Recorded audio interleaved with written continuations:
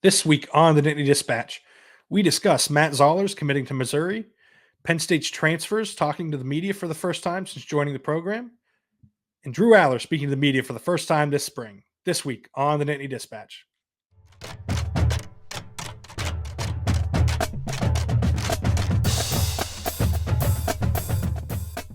Hello and welcome to the Nittany Dispatch. I'm John Sauber of the Center Daily Times. She is Audrey Snyder of The Athletic.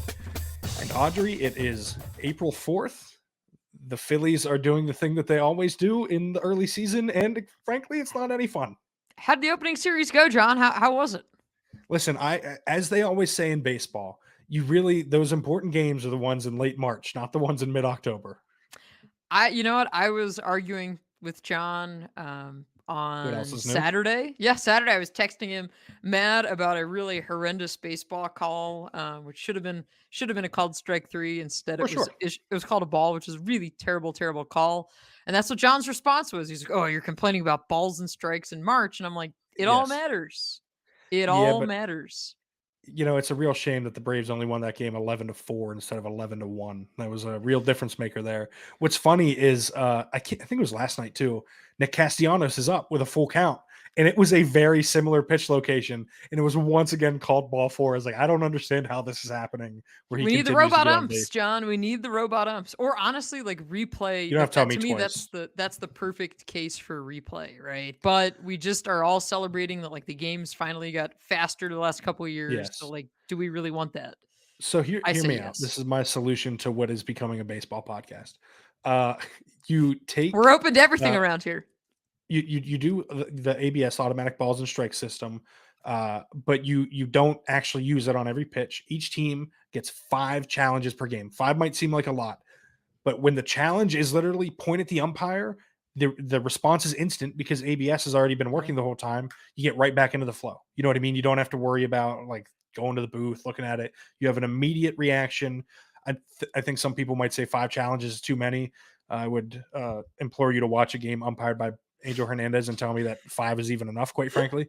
But I think like that is the simple solution, right? You get the human element that people want, and on some level that I still want to. But you also get like, hey, when it matters in these really important situations deemed by the team who is on what they perceive to be the wrong end, or what I think is an important situation in March. That's the right. That's you can use that challenge on March 28th if you want to, when no one really cares, except for Audrey. Except for me. Cares. And there is something. By the way, I say this. I watch every single Phillies game. I've watched every pitch of every Phillies game so far this year, which is why I'm so upset all the time.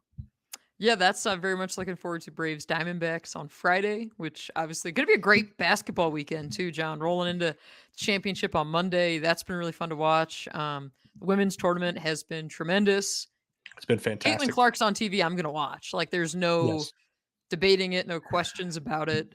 I was a little bummed out that Juju Watkins getting bounced from USC. She's so fun to watch. Yeah. Yep. No, it's a great, like, March is just the awesome sporting month, and now we're at the tail end of it as we get into early April. And I gotta admit, John, the football this spring has been like pretty level around here. Like, not many crazy storylines. It's been a boring spring. I'm gonna go ahead and say it. As soon as I say it, there's something will happen. But it's been a boring spring, and if Penn State fans were hoping for a jolt on the recruiting trail today, as we record this on Thursday, they didn't get it. As quarterback Matt Zollers, who had Penn State among his finalists, along with Georgia, along with Missouri, along with Pitt, announced he is going to Missouri. Yeah, and listen, if we're going to try and psychoanalyze the decision, I get it, right? Like Eli Drinkwitz is a fantastic offensive mind. Mm-hmm. They run a lot of good stuff at Missouri, as we saw. I'm not gonna lie, every chance I could, I was watching Luther Burden at wide receiver for Missouri last year, and Schrader at running back. Like they run a wide open offense where they sling it. Like it is. If I were a high school kid, I would find that appealing. Now, I also think Penn State is about to evolve into a very exciting offense too. The downside is that track record doesn't exist at Penn State right now, right? And by the way, I'm not informed on why Matt Zollers made his decision to be clear, this is not me reporting anything. This is based on how I view the situation in general. Um, I like Penn State hasn't. You don't have the film of the Andy Kotelnicki offense at Penn State, and Coach like, K. Coach K. yeah, of Andy Kotelnicki's offense at Penn State. I'll die on this hill gladly, even though everyone is continually making All sure the that I players this actually, spring, everyone yes. talked, yeah, Coach K's offense could. It's stuck. It's If here to stay. if you Mhm. watch, if you are on one of these Zoom calls and you're on the gallery view and you see someone say Coach K and you then look at me, you will immediately see me just put my head down and shake my head every single time.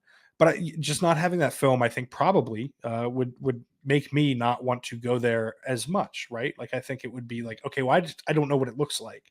Not saying that came into play here, but I would Well, understand if it did. here's the other thing, John.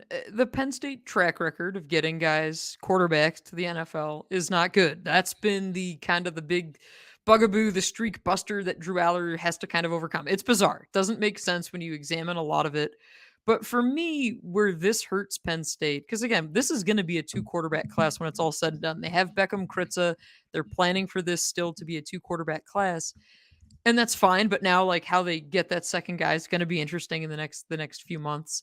Um, but for me, the interesting thing is you have again an elite prospect in Pennsylvania who's going elsewhere despite visiting Penn State more than every other school. I think though where fans shouldn't get too caught up in this is the fact that Zollers didn't grow up a Penn State fan. Like when I talked to him on the phone this winter, I was kind of doing the deep dive background check of who did you grow up rooting for, watching. I believe his mom it was actually went to Ohio State. So like did not grow up on Penn State. Wasn't like he's somebody who came here coming to games. So I think that makes that a little bit different. I think that levels the playing field.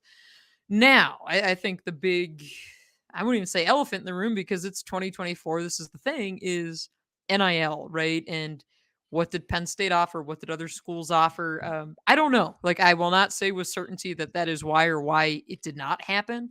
But that is part of the equation for most decisions. Not every decision, but for most decisions these days. So, of course, you got to kind of take that into account or take for that what you want. But I think also if you're Matt Zollers, maybe again, you're an ultra competitive guy, Pennsylvania guy. Maybe in the back of your head, you're thinking, well, last summer my only offer was from Old Dominion.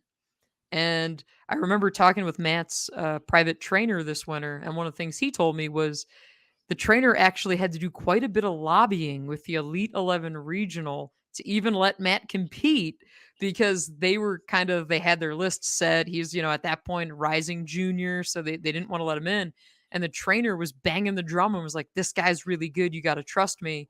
So the day before he got approved to go to the Elite 11 regional in State College, came up here. That's where he threw it. That's where he tested really, really high on the athletic testing rating, which was important because Ethan Grunkemeyer was also there. Like that was a pretty solid regional that they had here. So that opened some eyes. Then he does the 7-on-7 camp at Penn State. Old Dominion offers. Penn State's like, we like you, but we still want to see a little bit more. So, but that's kind of how this kid's recruitment played out, and everything took off this January. I do think, just from like a national recruiting perspective, the interesting next domino now here comes with Georgia, who was in the running for Matt. Now, is this like for me? If you're Georgia, I think at this point you go all in on Juju Lewis and say, this is it. This is our guy. This is what we got to do. So Penn State, of course, isn't in that situation. It's completely different here. I don't know if you caught any of this, John, but some of the fan reaction after the commitment was, oh, well, we'll just get him in a couple years when he's in the transfer portal anyway. Well, doesn't always work like that, but it is good to have a previous relationship, but I wouldn't be banking on that. Yeah, and here's the thing, like uh, maybe I'm too high on Ethan Grunkemeyer, but I think Penn State's probably going to be fine uh, whenever Grunkemeyer, or if Mhm. Grunkemeyer ends up being the successor to Aller, right, or whatever the plan is when Drew Aller, is done at Penn State. Like I think that they're in good hands. I'm very high on Ethan Grunkemeyer. I think there is reason to believe that. Let's say it doesn't work out with him or Bo Prabula or Jackson Smolik, that the portal is an option. We see it Mhm. all the time, every offseason. That's why I recruiting to me, like when someone says recruiting, if they said the word 5 years ago, my mind went to high school recruiting. Now it goes more to portal recruiting. Portal. Yeah. Penn State does not do it as heavily as everyone else. I will be curious to see how much that changes over the next few years, if it does at all. If it becomes, if it goes from like 5 guys that they get that are contributors to maybe 10, or maybe it's like 6 or 7, but like, hey, one's a quarterback and one is like the cornerstone left tackle or what have you, right? Like, are they going heavier in on the elite of the elite? Because while they've added really good players in the transfer portal, there's no denying that. Like, I think, you know what I mean? Arnold Ebiketie is a great example of someone that they added that really blew up at Penn State. Chop Robinson, Yeah. obviously. Yeah, like there are a number of guys. I think Julian Fleming is going to be like that. I think AJ AJ Harris and Harris. Jalen Kimber like are going to be like really heavy contributors and important pieces, but they haven't gone and gotten the guy that at the time of their portal entry was the The guy. big time You know guy. what I Yeah. mean? Yeah, they haven't gone and gotten Caleb Downs, or anyone like that, or even they obviously haven't gone to the portal for quarterbacks. So I am curious to see if and when that shifts, right? When it becomes okay, we like it to supplement our roster, but how about we Even also here. go get this spot that maybe there's a class where they just don't hit on any wide receivers, and suddenly they go get someone that was playing at, I don't know, an ACC school that the Mhm. disparity between ACC and Big Ten I think is growing quite a bit. They want to move up to the Big Ten. They were number one there. Now suddenly they're number one at Penn State, whatever. Like I'm curious to see if that shift ever happens, because it's one that they haven't made yet. And you're seeing most of the best programs are kind of big fish, are going big game hunting, I should say, to like, to fish out these To guys get and that, go get them. especially with quarterbacks. Like, to me, that's a Right. really interesting point, because most important position on the field. Often, Penn State's philosophy has been, we want high school guys, we want them here, we want them bought into the program, we want to develop them our way. But in this day and age, right, you have to evolve. And I think they've done a nice job for the most part with that. I mean, I think you look at the secondary is certainly stacked. They've hit on really good guys that they've brought in. And they always say, culturally, they want that fit too. That's what James Franklin always hits on. Been So good you for them have in the that. pass rush too, so, like, that's obviously an important spot, like I said, Oh, Chop yeah. and I AK. mean, they've gotten productive guys, but yeah, the quarterback position is something that maybe we see a shift there in the coming years. Maybe we don't. I mean, we'll see. But yeah, I do think especially it stings a bit for sure if you're Penn State, just because you had Zollers on campus so many times. But this also is not like the world is burning, It's not widespread the end of the panic. world. Like it's one of those He's things that good. happens. Like, he's good. Yeah. It's a recruitment that blew up this winter. Fast rising prospect, which kind of aligns a lot with Smolik, with Grunkemeyer, the way even Aller a little bit, the way their recruitments kind of started. But yeah, you would love to have him for sure, but you didn't. And so now you got to kind of figure out where you go from here, which is going to be interesting to see.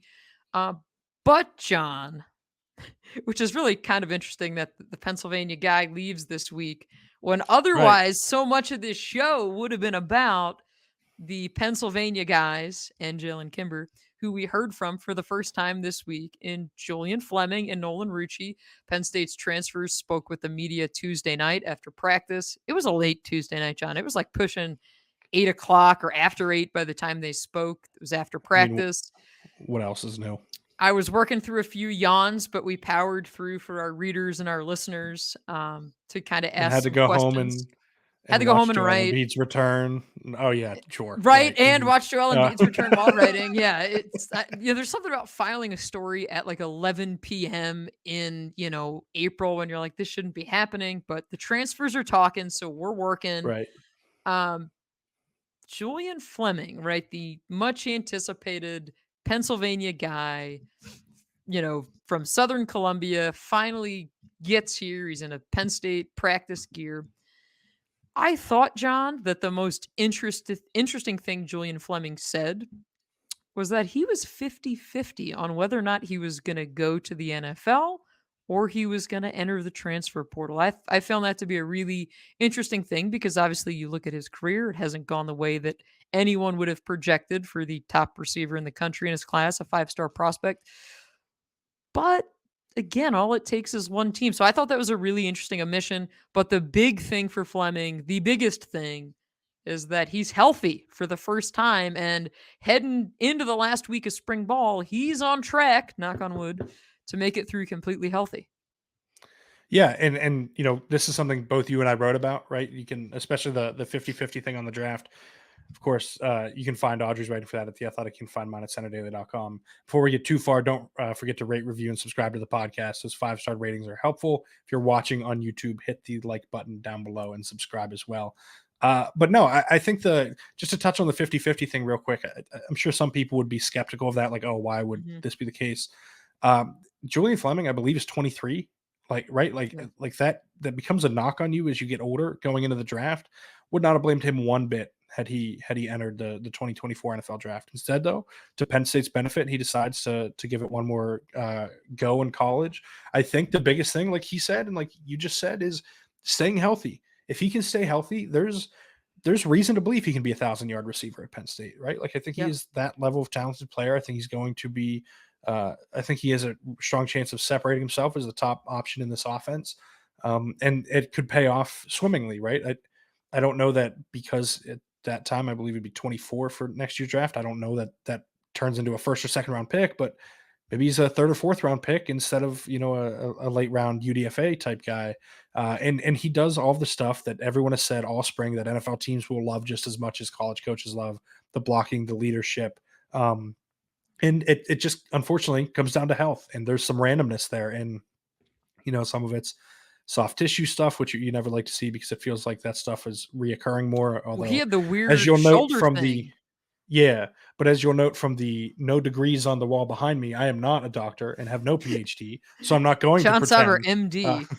That's right. Yeah, no, but and that was the thing. Fleming even said, he's like, my shoulders are both good. And that was, I was reading up on it from coverage when he was at Ohio State. He had frequent dislocations in his shoulders. So he had procedures done then, which is pretty, like, again, pretty wild when you're a wide receiver. Would So you that was know kind of the thing. this? Like, This was a thing, and I feel comfortable saying this. We're enough oh removed boy. from it. Uh, Oh boy. this was a thing for a guy that was a big time player for Penn State a couple years ago too, right? That's a And very went vague on descriptor, John. Would you like to share when any more detail? A I'm guy I'm that gonna was a say it. big time Give me a player. second. For what Uh, sport? Football? Basketball? Jaquan Wrestling? Brisker was like Oh, yeah, having yeah, yeah. those He issues, had right? bionic Like we would shoulders, yeah. see, yeah, like you would see it happened in the Wisconsin game. It happened in the Iowa game. I'm trying to Mhm. think of when else you would see him like make these hits and then he would go down. And that's, I think, one of the reasons that people in Iowa thought Penn State was like faking injuries to Faking, slow the yeah. pace of the slowest game in the planet, which is another topic for another day.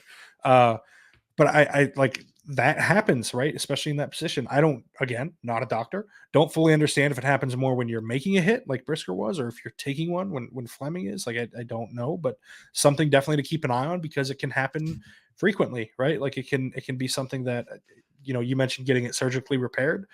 I would think that would maybe quell some of the concern, but again, Yeah, I don't really know. it's been good since then, since the repairs. So that was kind of the thing, was looking back like at his medical history, him getting healthy, because he even said it himself. He said, the old adage, best ability is availability, and he's kind of taken that to heart because that has he said it, John. I'm not making this up. I He know said you it want to himself. hear me go on a rant. It's that's actually not true. I'm available. I am not better than Well, anyone on the Penn State well, roster. So facts. But I the other thing that I was hoping he'd provide more details on, and he didn't, but I kept kind of prying because that's what we do. Um, yep, when he came here, he met with Drew Aller on his visit before he committed, and said that Drew, Coach K, and Julian, they all got together. There's that scowl.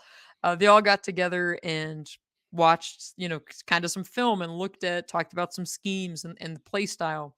And Julian said that Drew said to him, like, hey, this is what I see you being for the offense. This is what I envision your role being. And I followed it up and said, well, what did he tell you? Right? Like, what was that? And he's like, just wait till the fall. So we're in a holding pattern. We're waiting till the fall. But yeah, it was nice to hear from him just because there has been so much interest. His family has been up at practices. His grandpa's been up at practices, yep. which obviously he said, hey, the 6-hour drive to Columbus, it's now been cut down to an hour and 20 minutes. But he did say, he goes, I went from living in a big city to a college town, right? And that was kind of one of the things that he, I guess, wasn't maybe so sure about initially, but he's here and he's going to be here for the season and the year. So it is what it is. The weather's getting slightly better out there, so it'll get nicer around here soon enough. It'll get more Speak for lively. yourself. It was hailing today at my house, and it Sunny was on like my side of town. I know, it was not even raining, and then all of a sudden it started hailing, and my dog started freaking out, and I started freaking out because I assumed it was like, "We're about to deal with a tornado." That's what this usually leads to. But no, I think, like, the Drew having an ideal, version of Julian Fleming is not all that surprising, whatever that role may be. Mhm. Uh, we'll talk about this more as the offseason rolls on, as you and I get into previewing the season, but I think Julian's going to have a pretty big role in this offense, and as he should, and I think he'll probably have a pretty big role in the running game, like, because he's, I would guarantee, their best The blocking wide blocking, yeah. receiver. Like, this is, and that's important because I would guess that they're going to be a run heavy team based on what I've seen out of Andy Kotelnicki's offenses in years past. So I think that Fleming is going to be important. I think the production will end up matching, having that kind of thought about what he's going to do. But I think even if it doesn't, that he's going to play a really big role for this team because, you mentioned the availability. That's been an issue for Harrison Wallace III I too, was gonna right? say Trey Wallace that's been a has, bit of a theme for the receiving core, yeah. yeah, has been in and out. Keandre Lambert Smith has Amari generally Evans been last year just available. yeah, was I missing in think the we can early portion of the probably, season. yeah, and I think we can Early ascribe portion? some of Yeah. Amari Evans' other absences to other stuff. And we saw him come on at the end of the year after Mike Yurcich was fired. And I will just leave those two sentences there, not connected whatsoever. Uh, but I do think, like, that Keandre Lambert Smith's lack of on-field consistency is it's obviously not the same as being injured. I'm not like, that's kind of crazy, but like, some of the same outcomes end up occurring, right? Because maybe you have the guy available, but you can't rely on the production, right? Which is the How problem with an many injury, is you times, can't rely on the John, production. how many times last year did we hear from James Franklin that this was a different offense with Harrison Wallace in it than it? Yep. Now, granted, we're getting a different offense regardless this year for many reasons. But I do want to put this out there because a lot of times we'll get people who ask us in the spring, well, how do they look? Who's impressing in scrimmages and this and that? Like, the first full practice that we will see will be the blue white game next Saturday, April 13th. April 13th, 13th. like everyone else. Like, we go in, we see 10 to 15 minutes of drill work. It is what it is. It's more so just kind of taking count of who's here, who's not, maybe getting Seeing some some scenes for a movement story. stuff. Yeah, some movement stuff. You can hear how loud Andy Kotelnicki is, Yes. kind of enthusiastic. You can hear and see that Tom Allen has that previous head coaching experience. And James Franklin even said it last week. Tom Allen keeps blowing his whistle when he's not supposed to blow his whistle, but he's doing it because he's a head coach still at heart. So you get those scenes. But in terms of people saying, well, how's this guy looked and how's that guy?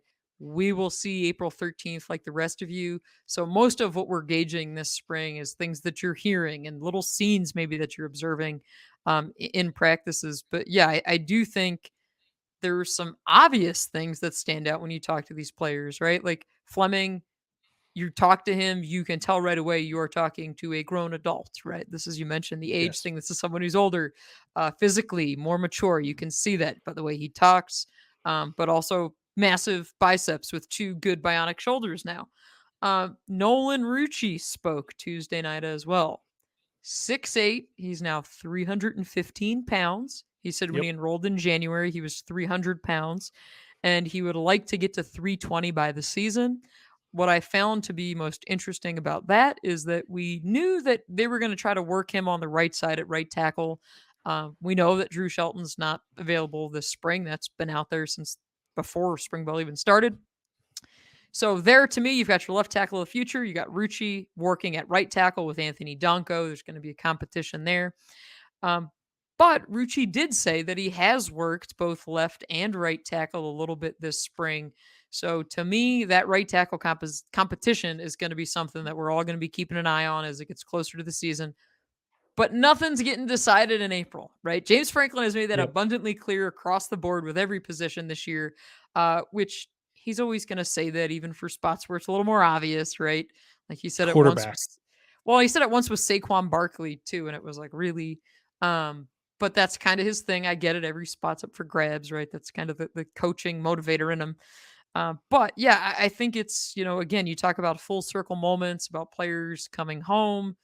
Nolan Rucci's going home on the weekends, right? Occasionally. He said he was watching film with his dad, Penn State letterman Todd Rucci. So again, that's not stuff that was happening when he was at Wisconsin. Yeah, and you mentioned the maturity. Jalen Kimber very much like knows what this life is and what it's about. You know what I mean? Like there's a Mhm. maturity to his approach, to the way he spoke to us. Um, Because he he is even said, I someone that think, like, "I've played a lot of football, like, I'm here to yeah, help the younger guys." Yeah. and he hasn't been. Maybe I'm misremembering or not remembering, but I don't think he's been someone that's been mentioned as a leader. But like the way he spoke, like it was like very clear that he's like one of the leaders in the cornerback I room with the think way he. Jalen Reed might have shouted him out Yes, I that's true. think, if I'm recalling correctly, the previous week. But he talked about, like, when a guy makes a mistake, you pull him to the side, you know what I mean? Let him Mhm. let him know, like, what he saw, what can help him, why it can help him. I Not me. think When that's John really makes a important. mistake on the podcast, I just berate him on air. That's usually how we do these things. That's right, I just get shouted down. But no, I think, that is really important for a really young room, because the other guy brought in, AJ Harris, is also young, He said Kimber said that's someone he's kinda gravitated to. They were both at Georgia, it makes sense, they're both coming in this semester. Uh, but I would not be surprised. I'm not penciling in anyone as a starter at any Oh, when position, has like this ever stopped you, John? Come on. right. But, like, I think I would it seems like Kimber's probably gonna start, right? Like, it feels like I would think so. uh, that's gonna end up being the case. He said he's been working mostly on the outside, so I don't expect that to be in the slot. By the Mhm. way, you know, don't want you mentioned Jalen Reed.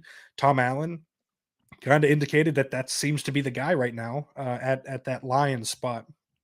It used to be called the Husky when Allen was at Indiana. Used to The be the nickel. star here. Used to be it's just the nickel position. It's either a Yeah. big nickel, which is a safety type, or a normal nickel corner, which is like a more of a corner type. Reed would obviously make you think that's a bigger position, which makes sense given what Allen's done in the past there. Uh, but he mentioned Reed was the first guy I mentioned, and said he's been getting a lot of work there, which I think is probably not all that surprising given that Zaki Wheatley and KJ Winston are both. KJ Winston, I think, has a chance to be all conference first team this year, like potential All American level Mhm. safety. Zaki Wheatley, I think, is a good starter and potentially could be an all conference level guy too, if he can kind of put it all together. Which we've seen, everyone has these great off seasons. He's good in the regular season, but the consistency is a bit lacking there at times. So I think that secondary starting to take shape. Okay, two starting safeties, or the three starting safeties, I guess, are those guys. Probably Kimber on the outside. I would guess Kim Miller I was gonna outside on say the other one. Cam Mill that would kinda be my read, but I think James I think they're going to Franklin's rotate a lot, no matter what, though. Like a I think lot, we're a gonna see lot. a lot of nickel, this season, and I do think we'll see a lot of rotations. What James Franklin said about AJ Harris, I found interesting too this week. He said that, he's a really strong corner and that he's had a nice spring. We haven't heard from AJ Harris yet. We're hoping to hear from him at some point this spring. But to me, like, he's one of those players that, again, you look back at the recruiting pedigree just because it's not that long ago. He's only a sophomore. This could be a guy that, when it's all said and done, we're talking about him in the same conversation as Chop Robinson, as Arnold Ebiketie, as one of those like Yep. premier, really, really big time transfer players that you brought in. So a little bit different just because he's only a sophomore. But he's someone that when you talk about what do I want to see, we'll get into this on the show next week, but what do I want to see leading into the blue white game? I want to see a lot of those cornerbacks. And I think even Yeah. too, there's a level of Jalen Kimber where if you're James Franklin, you kind of manage the veterans, right? Like you don't need Jalen Kimber to be out there a ton this spring, but it's important to get him some reps for leadership perspective, all that. Same with But Jalen Reed. you've got load management stuff going on here, and we always see that um, in the spring game. So there is kind of that to take into account. But while I'm thinking of spring game and people we see and won't see, there was one injury to report this spring. On3 reported that quarterback Jackson Smolik sustained what they described as a significant injury. So Penn State, I don't have they officially confirmed. I don't think they have. No, I I don't don't know if believe they have. so. The It's closest April thing we got too, so to it, it's yeah. Go ahead. I was going to say the closest thing we got to confirmation was the Wednesday prior to that reporting when James He wasn't Franklin on was the asked. practice field. Yeah, when he wasn't on the practice field, and he also wasn't this past Wednesday or Tuesday. Yeah, we do it on Tuesday, yeah, Tuesdays in the Tuesday, spring. yeah. Yeah, I'm used to Wednesday regular It is. season. It's thrown me off the rest of the week. Yeah, Yes. I've said that a lot every week too, even my editor. But James Franklin was asked about the young quarterbacks, how they're doing. Talked about Drew, talked about Bo, talked about Ethan Grunkmeyer. I think even might have mentioned Carson Kieswetter. I don't remember No, he 100%. focused on, he was asked about the young quarterbacks, and he just answered about Grunkemeyer and no Yeah, mention of Smolik. And to me, that's, again, you're around this program enough. That's the red flag. Okay, something's going on. He's not available. So yeah. So and there had been some scuttlebutt that something was there anyways, but if you're looking to see Jackson Smolik in the blue-white game, don't bank on it. Don't expect it, right? That's what we're good saying opportunity good opportunity for for Grunkemeyer, though. Grunkemeyer. You know what I Mhm. mean? Like, I would think that he's gonna get a lot of the reps. We don't know what it's gonna look like. Like James has said, he wants it to be like a more of a game-like thing. How's that actually manifest? Who knows? But like you said, the cornerbacks are, I think, gonna be worth watching. The wide receivers are gonna be worth watching. I'm guessing you and I will be back here next week discussing exactly what we're looking for in the blue-white game. Oh, for sure, I for think sure. But we can't give away the rest of the show, John. We right, can't give away right, the rest of the future show. But yeah, no, I think the other, I just did want to mention this because I thought when you said we're going to be back there, I thought maybe you were going to get into punt returners, and that will not be us. We will never be returning punts in any forum. But James Franklin was asked how much, because again, the specialists on this team, this is a storyline. Like, this is an interesting offseason with the specialists. Obviously, you have the new coordinator and Justin Lustig. But you can't do a whole heck of a lot, especially when you're in Haluba Hall right, with your specialists this spring. But Caden Saunders is the primary punt returner. Lustig said as much this week. That was been the expectation. We saw it a little bit last year before the Daquan Hardy emergence. So I just did want to pass that along because I'm sure we'll get some looks at the specialists next week as well. Anything else, John, that you want to pump that you're working on? Because I got a piece I want to pump. If you anything else you got that you're looking forward to working on. One other note from Jalen Kimber. I asked him because he put in his post Mhm. when he was transferring that he had 1 Oh year yes, left and that this was like for his final year of eligibility. So I said, like, that set in stone? Like, because you have 2 years left. And he was smiling. He's like, I mean, if I got to come back, I got to come back. He's like, but the plan is essentially to move on, right? That he wants to. The exact quote was that, really, I just want to go out there and show people that I can play football. I'm just really ready to go and prove people wrong. Honestly, that's just that simple. He seems very motivated. He seems very hell bent on making this his last year because of how well he plans on playing. And good for him. I think he has a chance to do that. Like, this is going to put him on the stage to do it. He's athletically, I think he's got the traits. I think if Terry Smith can kind of round out some of those edges, that they have a chance to have a really good corner on their hands in Kimber, who I probably downplayed him too much when he first got to Penn State. This won't surprise anyone. I've been watching a bunch of Florida games recently, trying to get a good nice. gauge of who he is.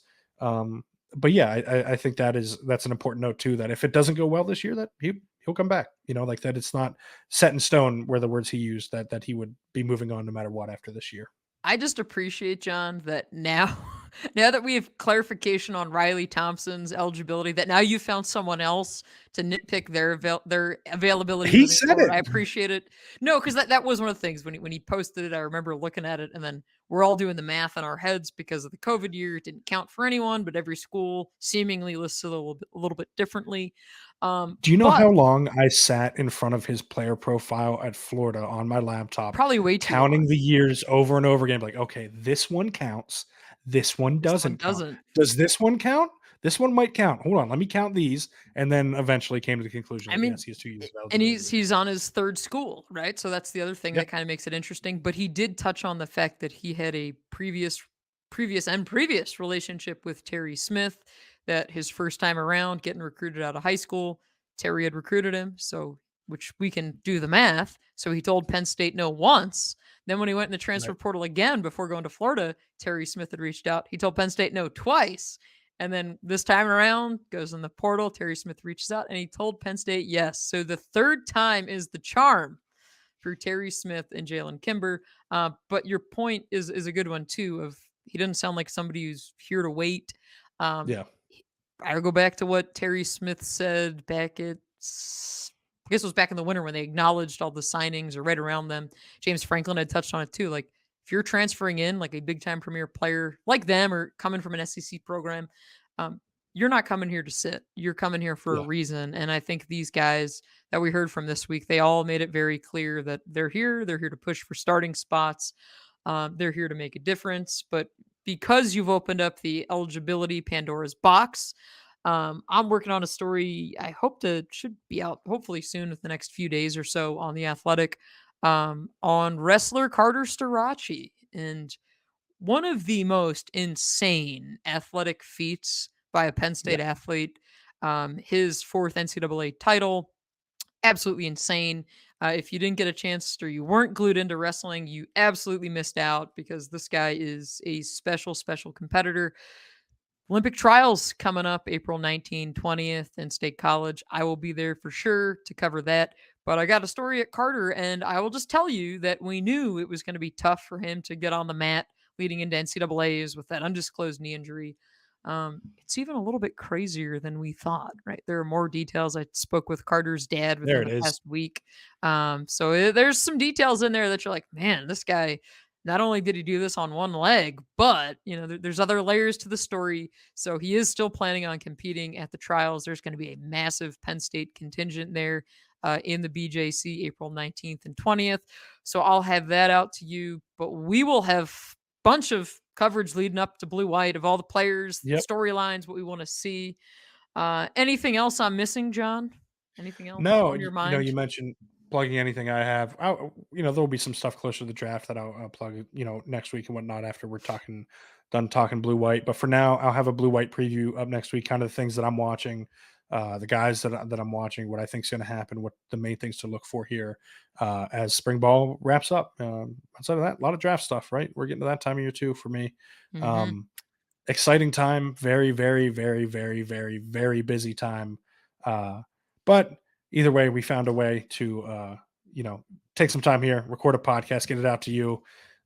Always happy to do that. Always happy to sit down and talk some spring ball, because, like you said, it's going quick, right? Way quicker than Man, I think I had anticipated.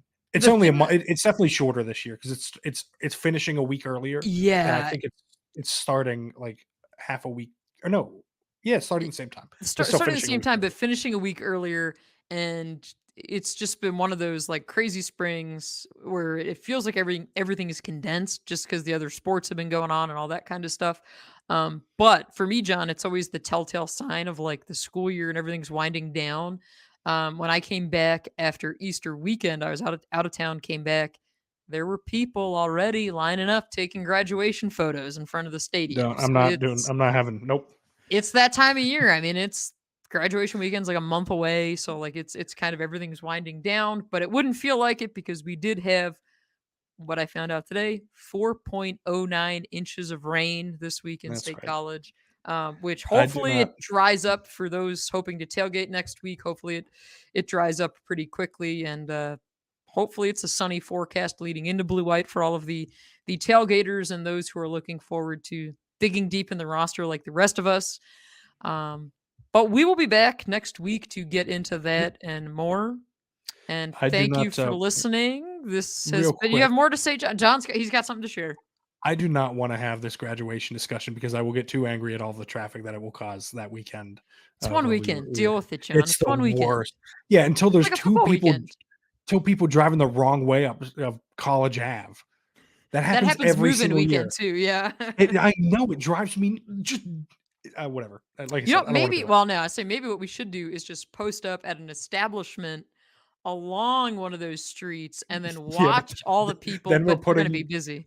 Yeah, we're going to be putting ourselves in harm's way too, because if they're going the wrong way up the street, look both ways. Yeah. Yes. But no, I think you're right. This is a good place to leave it. Like I said earlier, don't forget to rate, review, and subscribe to the podcast. Those 5-star ratings really help us out. Hit the subscribe button down below if you're watching on YouTube. Hit that thumbs up button.